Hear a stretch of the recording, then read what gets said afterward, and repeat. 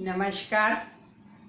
वैसे तो मेरे चैनल का नाम दादी की कहानी है, लेकिन कभी कभी मेरा मन करता है कि आप बड़े लोगों से, जो इन बच्चों की माता हैं और मौसियाँ वगैरह हैं और आप बड़े लोग हैं, चाचा वगैरह हैं, आप लोगों से भी मैं बात करूं, कभी कोई मतलब कहानी सुनाऊं या वैसे बात करूं। तो आज मेरे को क्या कहते हैं, महात्मा विदुर के बारे में मैं आपको एक कथा सुनाना चाहती हूँ। उनका जन्म कैसे हुआ और वो, क्योंकि महाभारत में और चरित्रों के बारे में तो काफ़ी वर्णन है, आप लोग देखते भी रहते हैं, आपको पता है, लेकिन विदुर के बारे में बहुत कम वर्णन पता है। तो उनके बारे में मैं आज एक कि उनका जन्म कैसे हुआ उसकी मैं कथा आप लोगों को सुनाना चाहती हूँ।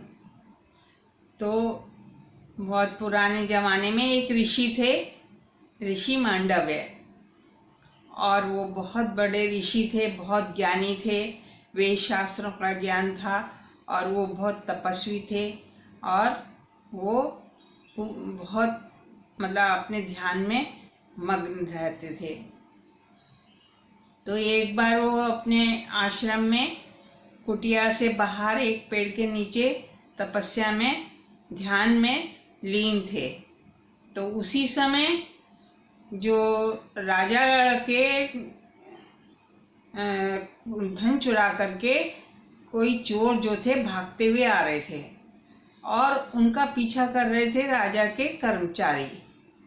तो चोर भागते भागते उन्होंने जब आश्रम देखा तो उन्होंने सोचा कि इससे अच्छी जगह हमें छुपने के लिए नहीं है, क्योंकि ये आश्रम है, ऋषि का आश्रम है, यहाँ पर शक नहीं होगा।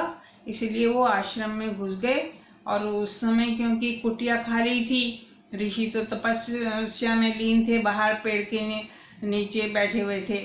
तो वो चोर जो थे धन को वहाँ पर रख के कुटिया में और छुप करके बैठ गए। उसी समय जो थे राज कर्मचारी दौड़ते दौड़ते हुए आए और उन्होंने ऋषि को देखा पेड़ के नीचे आंखें बंद किए बैठे हुए। तो उन्होंने कड़कती हुई आवाज में पूछा कि तुमने साधु, तुमने किसी चोर को यहाँ से भागते हुए देखा है, जाते हुए देखा है?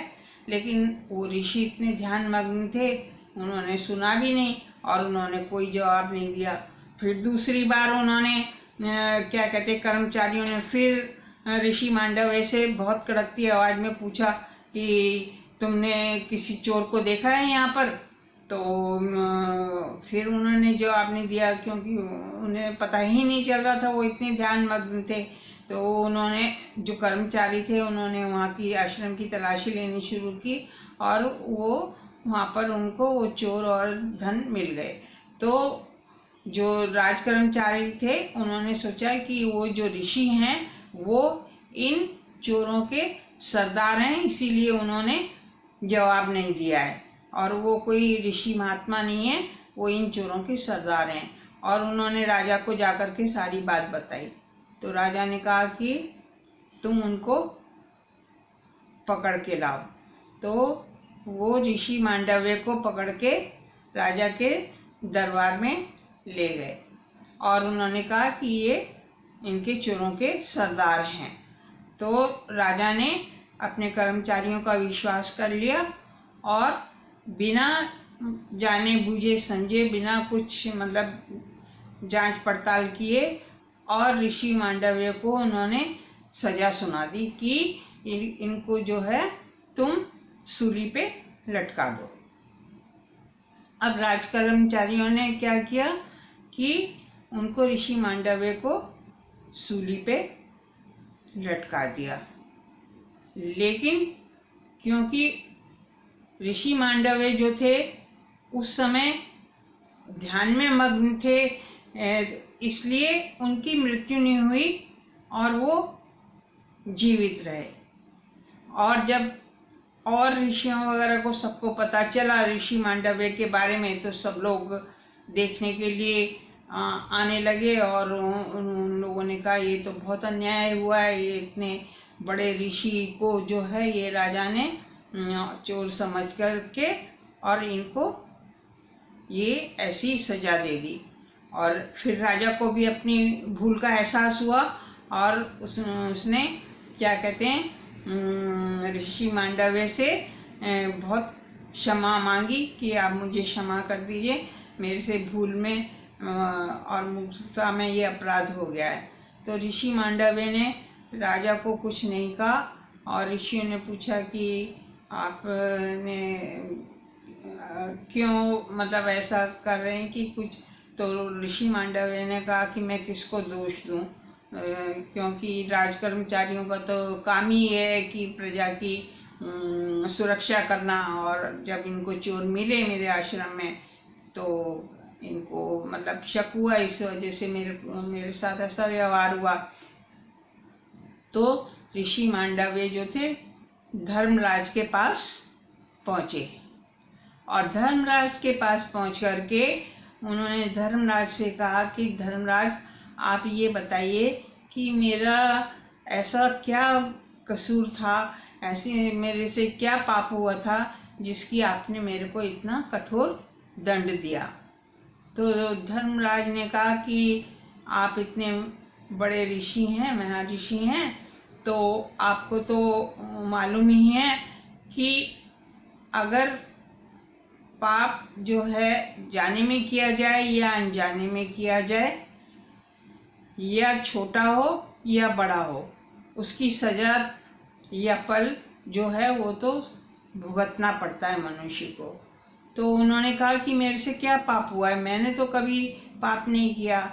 तो धर्मराज ने कहा कि जब तुम छोटे बच्चे थे तब तुम छोटी चींटियों वगैरह और छोटे जानवरों को, उन लोगों को, तितलियों वगैरह को, इन लोगों को पकड़ते थे और मारते थे, इसका पाप तुम्हें लगाया और उसके लिए तुम्हें ये सजा मिली है। तो ऋषि मांडव्य जो थे उनको बहुत क्रोध आया और उन्होंने कहा कि एक निर्बोध बालक जिसको ये पता भी नहीं है कि मैं क्या पाप है और क्या पुण्य है, और उससे अनजाने में ये अगर गलती हुई है, उसकी आपने अगर इतनी कठोर सजा दी है, तो ऋषि मांडव्य ने धर्मराज को श्राप दे दिया और उन्होंने कहा कि तुम पृथ्वी पे मनुष्य के रूप में जन्म लोगे। धर्मराज तो देवता है ना, तो उनको श्राप दे दिया कि तुम अब देवता नहीं रहोगे और तुम्हें पृथ्वी पर जन्म मनुष्य के रूप में लेना पड़ेगा। तो फिर वो जो धर्मराज थे वो विचित्र वीर की जो पत्नी की एक दासी थी, उसके पुत्र के रूप में उन्होंने जन्म लिया। तो उनका नाम रखा गया विदुर। लेकिन वो धर्मराज का अवतार थे, बहुत अत्यंत बुद्धिमान और न्यायप्रिय वो थे, और इसीलिए उनको क्या कहते हैं, धृतराष्ट्र का बहुत छोटी उम्र में ही सलाहकार नियुक्त कर दिया गया था और वो हमेशा राजकाज चलाने में उनकी सहायता करते थे और हमेशा अच्छी सलाह देते थे। और वो इतने विद्वान थे और इतने सत्यप्रिय थे कि उनका को महात्मा के नाम से बुलाया जाने लगा था। महात्मा विदुर, उनको सब लोग महात्मा विदुर के नाम से जानने लगे थे।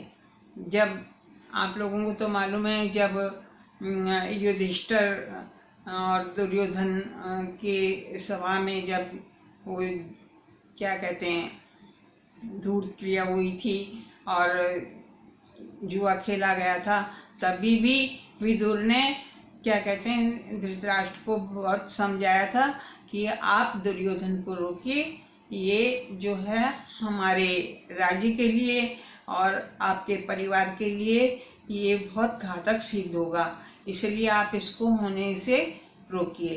लेकिन धृतराष्ट्र जो थे वो अपने क्या कहते हैं बेटे के प्यार में और उसमें इतने अंधे हो गए थे। अंधे तो वो पहले ही थे, लेकिन उन्होंने बिना सोच विचारे और उसको उन्होंने जुआ खेलने की जो क्रिया हुई थी उसके बाद की तो कहानी आप लोग हमेशा देखते ही होंगे और महाभारत वगैरह में।